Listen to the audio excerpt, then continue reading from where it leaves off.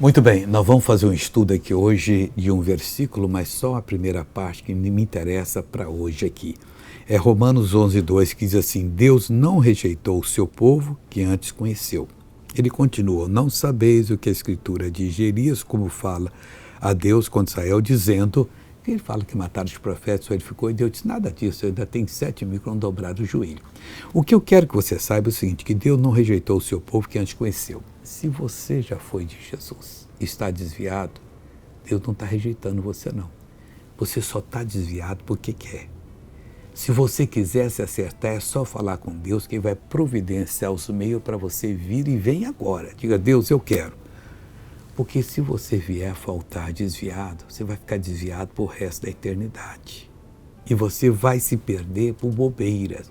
E Deus pode fazer você muito mais feliz do que você pensa que é feliz agora no erro. Veja essa pessoa que foi abençoada. Foi da chikungunya, ficou várias sequelas na minha mão, inclusive já estava com cirurgia marcada. Não fechava, não abria a mão. Não abria a muitas mão? dores e não sentia. Há quanto tempo você foi? Há mais de 1 ano que eu venho nessa luta e também na minha perna. Não Agora consegui. sumiu tudo. Amém. Oh, glória a Deus, que coisa bonita. Agora eu quero orar com você.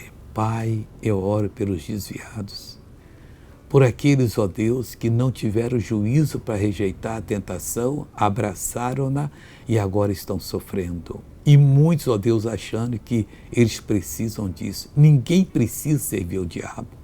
Pois, Pai, eu uno a fé, com a minha fé, com a fé dessa pessoa, mando o mal sair e digo, vai embora, para nunca mais voltar, em nome de Jesus. E você diz, amém.